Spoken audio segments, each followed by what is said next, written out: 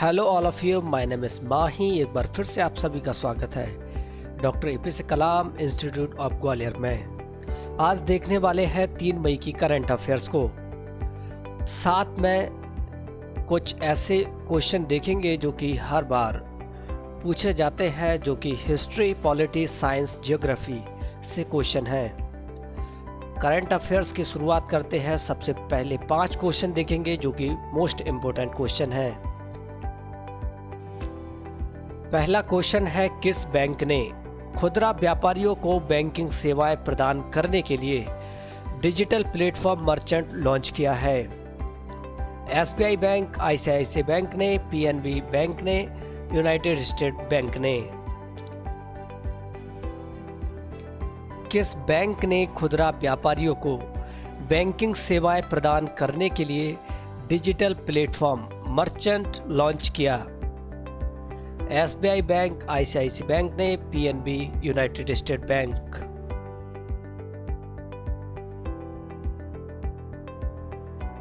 इसका सही उत्तर है आईसीआईसीआई बैंक ने। भारत के प्रमुख निजी ऋणदाता आईसीआईसीआई बैंक ने हाल ही में देश में 2 करोड़ से अधिक खुदरा व्यापारियों की सेवा के लिए एक digital platform merchant stack launch किया। इसकी मुख्य विशेषता में तत्काल क्रेडिट सुविधाएं, शून्य बैलेंस, चालू खाता और डिजिटल स्टोर प्रबंधन शामिल है। यह ग्राहकों को संपर्क रहित बैंकिंग सेवाएं और गतिशील ऋण सीमा प्रदान करता है। आज का दूसरा प्रश्न है, केंद्रीय मैकेनिकल इंजीनियरिंग अनुसंधान संस्थान किस राज्य में स्थित है? महाराष्ट्र, मध्य प्रदेश, पश्चिम बंगाल, गुजरात। केंद्रीय मैकेनिकल इंजीनियरिंग अनुसंधान संस्थान किस राज्य में स्थित है? महाराष्ट्र, मध्य प्रदेश, पश्चिम बंगाल, गुजरात।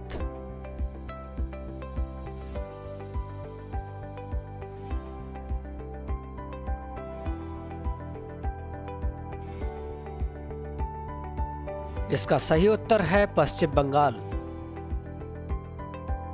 वैज्ञानिक और औद्योगिक अनुसंधान परिषद केंद्रीय मैकेनिकल इंजीनियरिंग अनुसंधान संस्थान एक सरकारी संस्थान है जो इंजीनियरिंग अनुसंधान और विकास में कार्यरत है। यह पश्चिम बंगाल के दुर्गापुर में स्थित है।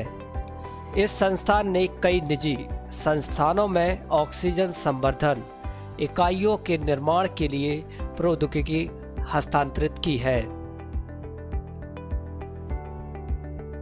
आज का तीसरा प्रश्न है, नाटो ने किस देश में डिफेंडर यूरोप 2021 नामक संयुक्त सैन्य अभ्यास शुरू किया है? अल्बानिया, चीन, म्यांमार, भारत।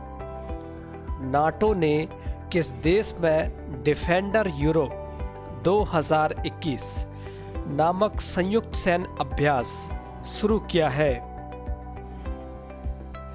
अल्बानिया, चीन, म्यांमार, भारत।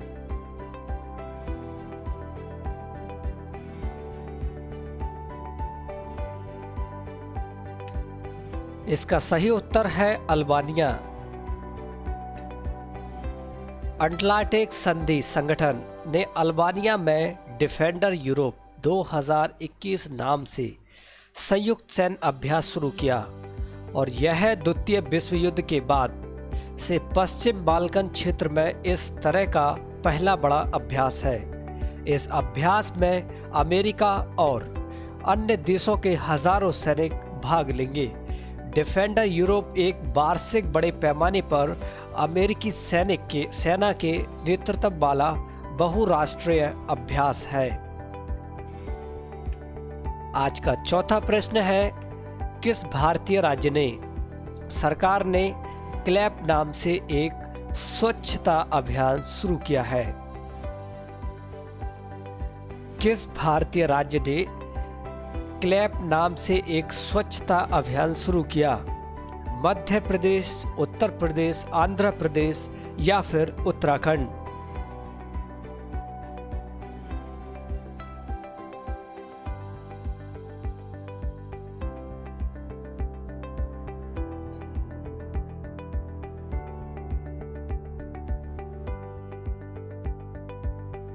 इसका सही उत्तर है आंध्र प्रदेश। आंध्र प्रदेश सरकार ने क्लैब जगन्नाथ स्वच्छ संकल्पम कार्यक्रम शुरू करने का निर्णय लिया। यह योजना जुलाई के महीने में शुरू होगी। गांव को साफ रखने के लिए 100 दिनों का स्वच्छता अभियान 1 मई से शुरू होगा। राज्य में बेहतर सीवेज जल उपचार और ठोस अपशिष्ट प्रबंधन की भी योजना है।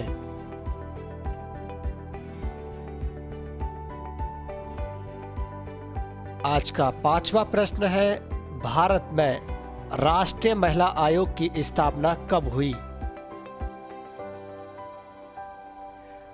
1992 में, 1996, 1986, 1987। भारत में राष्ट्रीय महिला आयोग की स्थापना कब हुई?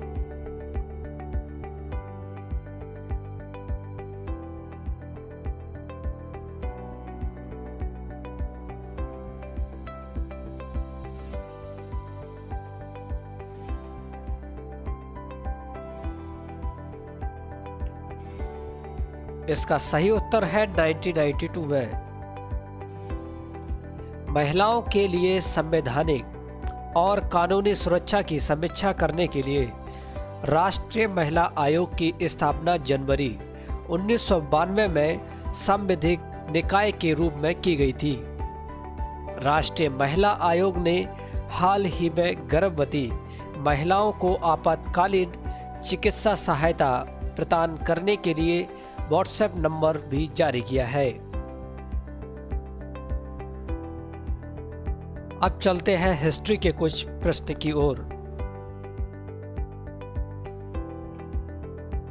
पहला प्रश्न है, पैमानों की खोज ने यह सिद्ध कर दिया कि सिंधु घाटी के लोग माप और तौल से परिचित थे। यह खोज कहाँ हुई? पैमानों की खोज ने यह सिद्ध कर दिया कि सिंधु घाटी के लोग माप और तौल से परिचित थे। यह खोज कहाँ हुई? रोपड़, कालीबंगन, लोथल, हड़प्पा।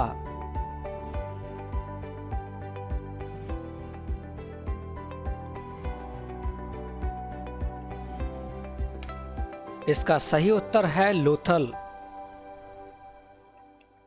लोथल में हाथी से बना एक पैमाना प्राप्त हुआ है। मोहनजोदड़ो से सेल खड़ी तथा सीप का बना बांट आदि मापतौल के यंत्र प्राप्त हुए हैं, जिससे माना जाता है कि सिंधु सभ्यता के जो लोग थे वो मापतौल की प्रणाली से परिचित थे।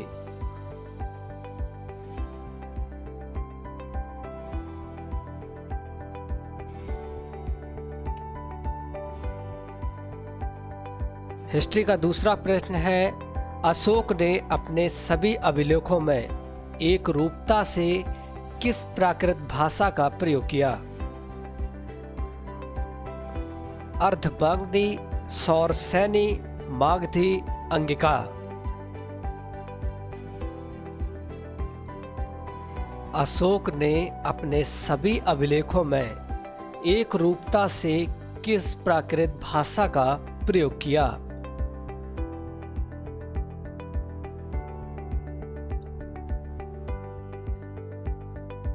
इसका सही उत्तर है अर्धमागधी। सम्राट अशोक ने अपने सभी अभिलेखों में अर्धमागधी भाषा का प्रयोग किया है। आज का तीसरा प्रश्न है, हवा महल कहाँ अवस्थित है?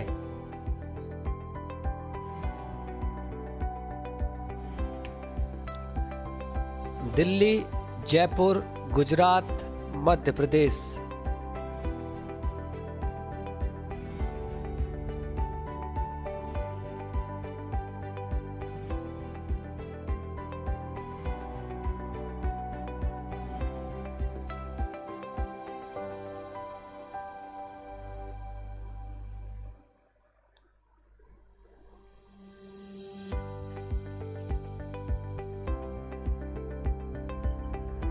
इसका सही उत्तर है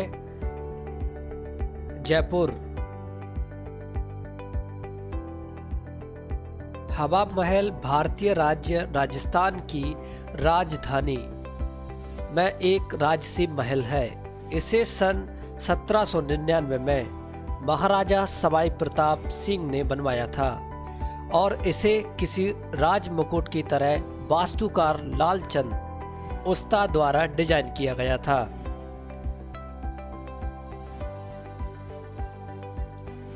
आज का चौथा प्रश्न है, प्लासी की लड़ाई 1757 में अंग्रेजी सेना का नेतृत्व किसने किया था? रॉबर्ट क्लाइव ने, हेक्टर मुनरो ने, वॉरेन हेस्टिंग, इनमें से कोई नहीं।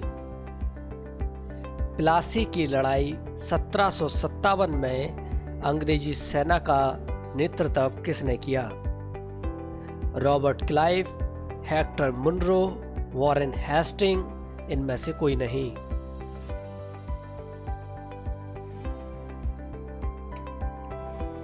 इसका सही उत्तर है रॉबर्ट क्लाइव। प्लासी का युद्ध 23 जून 1757 को हुआ। यह युद्ध अंग्रेजों तथा नवाब सिराजुद्दौला के बीच लड़ा गया। अंग्रेजों की ओर से इस युद्ध का जो नेतृत्व रॉबर्ट क्लाइव ने किया था।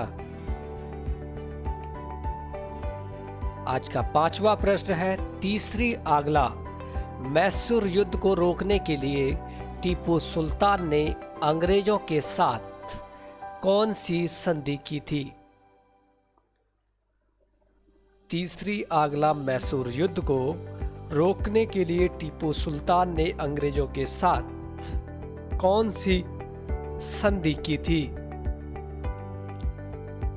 मंगलौर की संधि, श्रीरंगपट्टनम की संधि, मैसूर की संधि या बिदनूर की संधि?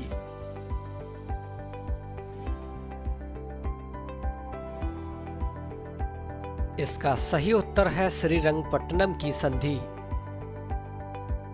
तृतीय आगला मैसूर युद्ध में अंग्रेज का नेतृत्व गवर्नर जनरल लॉर्ड कॉर्नवालिस कर रहा था, जबकि मैसूर का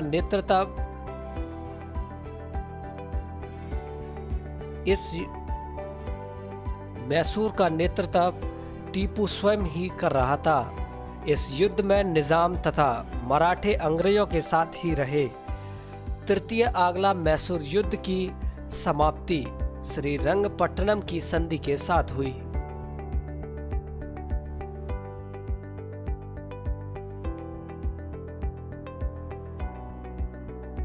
अब चलते हैं पॉलिटी के टॉप 5 क्वेश्चन की ओर।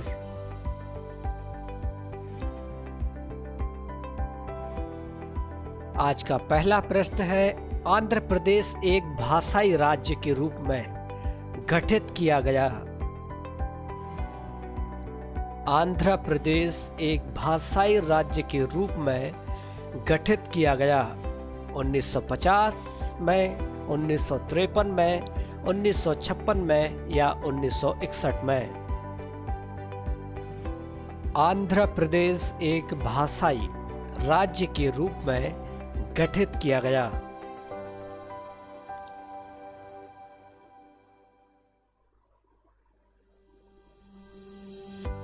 इसका सही उत्तर है 1953 में। 1 अक्टूबर 1953 को आंध्र प्रदेश भाषाई आधार पर गठित होने वाला देश का पहला राज्य बना था।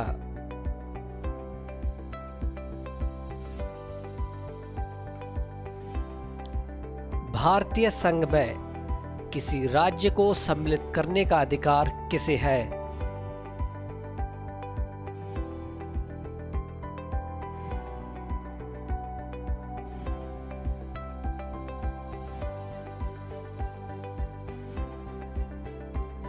भारतीय संघ में किसी राज्य को सम्मिलित करने का अधिकार किसे है?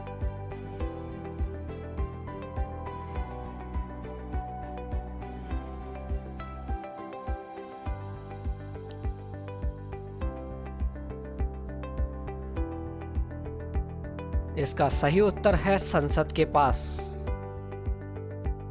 भारत का संविधान राज्य और क्षेत्र सीमाओं को बिना उनकी सहमति के परिवर्तन करने का अधिकार संसद को देता है। संसद सामान्य बहुमत से विधि बनाकर नए राज्यों को बना सकती है। वह वर्तमान राज्यों के क्षेत्र सीमा और नामों में भी परिवर्तन कर सकती है। भारतीय संविधान में राज्य के नीति निर्देशन तत्व ग्रहण किए गए। भारतीय संविधान में राज्य के नीति निर्देशन तत्व ग्रहण किए गए। फ्रांस, आयरलैंड, ब्रिटेन या पूर्व सोवियत संघ से।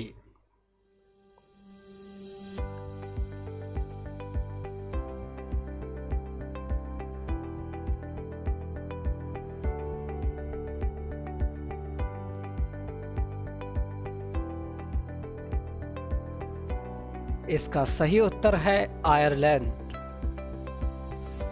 भारत ने राज्य के नीति निर्देशक तत्वों को आयरलैंड के संविधान से ग्रहण किया है।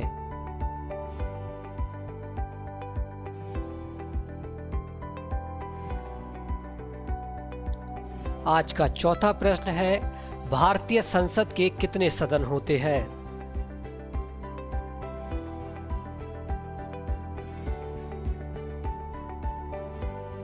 भारतीय संसद के कितने सदन होते हैं?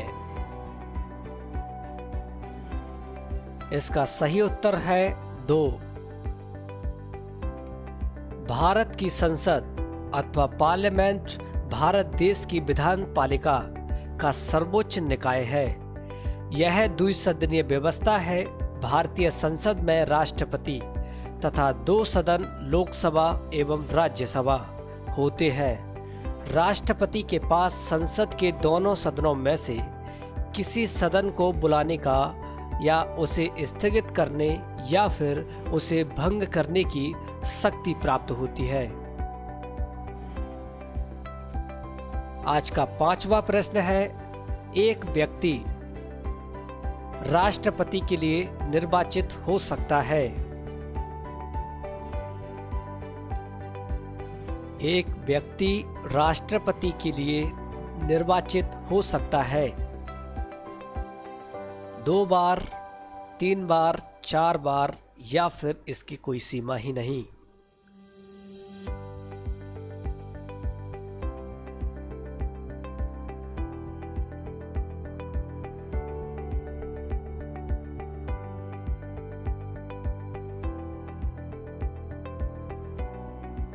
इसका सही उत्तर है, इसकी कोई सीमा ही नहीं। एक व्यक्ति भारत का राष्ट्रपति जब तक चाहे रह सकता है। इसकी कोई समय सीमा नहीं है।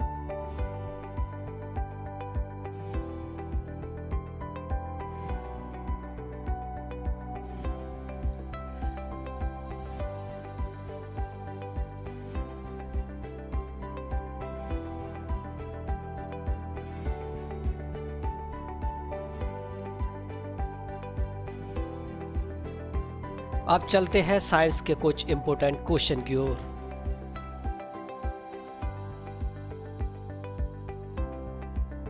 आज का पहला प्रश्न है, वाटर टैंकों में शैवाल को नष्ट करने के लिए कौन से रासायनिक ऊर्जा का प्रयोग किया जाता है? वाटर टैंकों में शैवालों को नष्ट करने के लिए कौन से रासायनिक ऊर्जा का प्रयोग किया जाता है?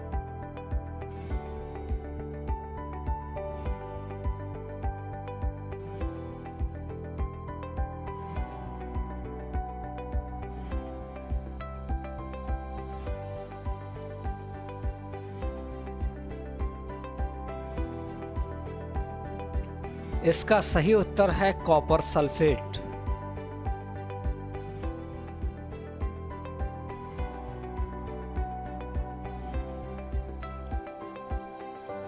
प्रकाश छोटे छोटे कणों से मिलकर बना है जिसे कहते हैं। प्रकाश छोटे छोटे कणों से मिलके बना है जिसे हम कहते हैं परमाणु, न्यूट्रॉन, पॉजिट्रॉन या फिर फोटॉन।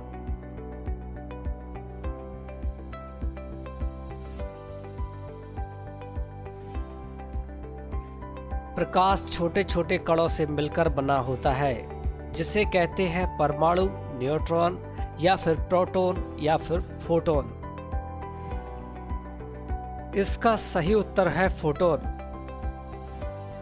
प्रकाश छोटे छोटे कणों से मिलकर बना होता है, उसे हम फोटॉन कहते हैं।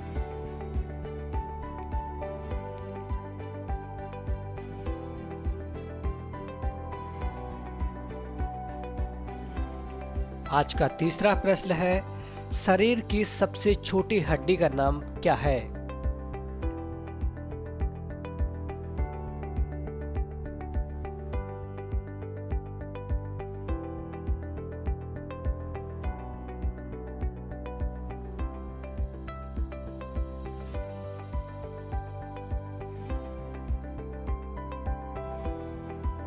शरीर की सबसे छोटी हड्डी का नाम क्या है?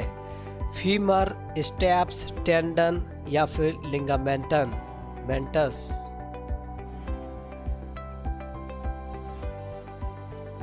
इसका सही उत्तर है स्टेप्स। शरीर की सबसे छोटी जो हड्डी होती है वो कान की होती है, जिसका नाम है स्टेप्स।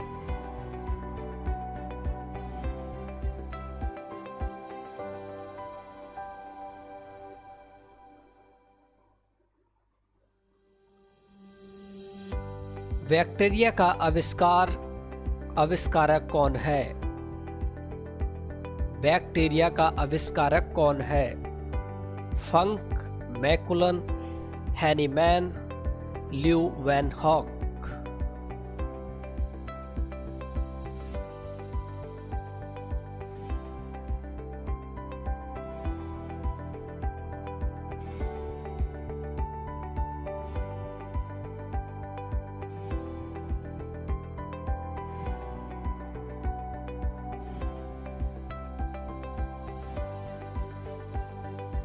इसका सही उत्तर है ल्यूवेनहॉक।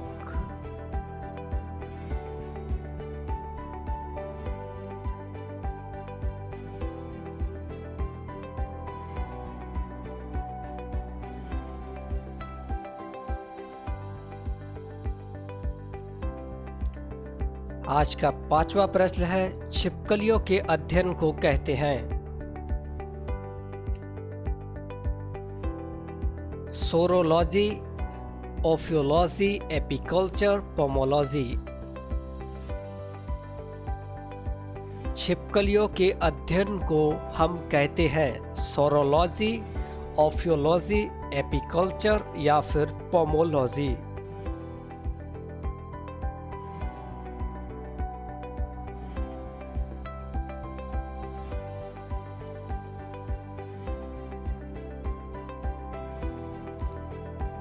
इसका सही उत्तर है एपिकल्चर।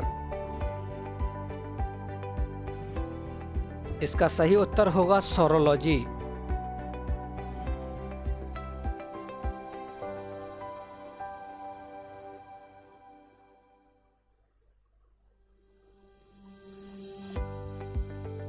अब चलते हैं ज्योग्राफी के मोस्ट इम्पोर्टेंट क्वेश्चन की ओर।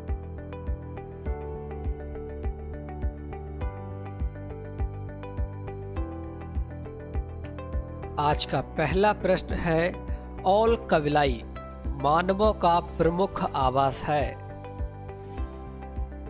ऑल कविलाई मानवों का प्रमुख आवास है?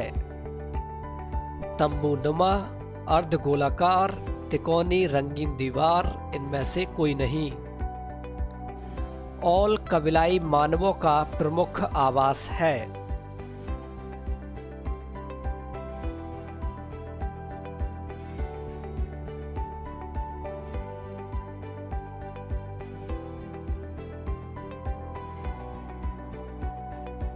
इसका सही उत्तर है तंबूनुमा। ऑल कविलाई जो लोग हैं वो तंबूनुमा प्रमुख आवास उनका है। शिमला को तिब्बत से जोड़ता है? सिपकीला दर्रा, जोजिला, नाथुला, जेलेपला।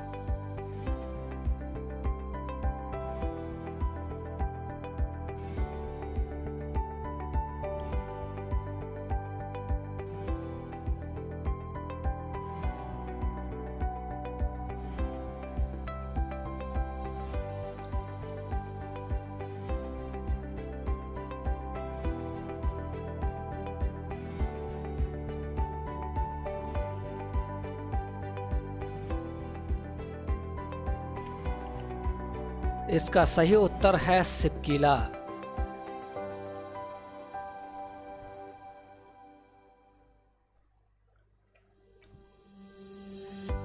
नागिन झील भारत के किस राज्य में स्थित है?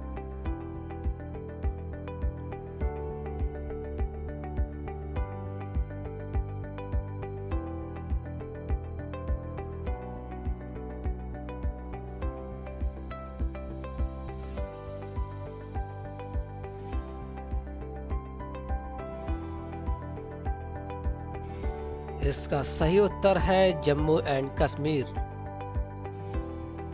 नागिन झील जम्मू और कश्मीर के श्रीनगर शहर की डल झील से लगभग 6000 किलोमीटर की दूरी पर स्थित है और यह झील आसपास के क्षेत्र में ज्वेल इन द रिंग के नाम से काफ़ी विख्यात है, जो चारों तरफ से पेड़ों से घिरी हुई है।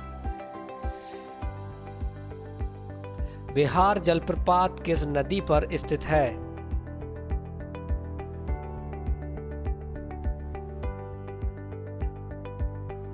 बिहार जलप्रपात किस नदी पर स्थित है?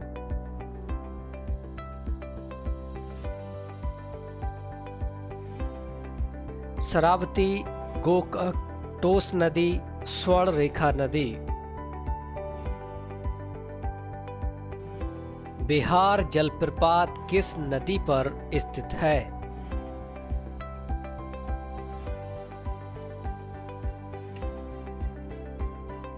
इसका सही उत्तर है टोस नदी।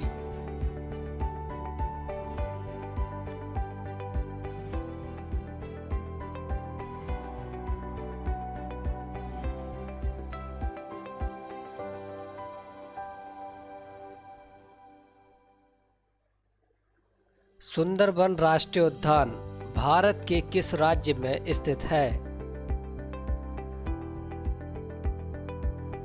गुजरात, उत्तराखंड, केरल या फिर पश्चिम बंगाल।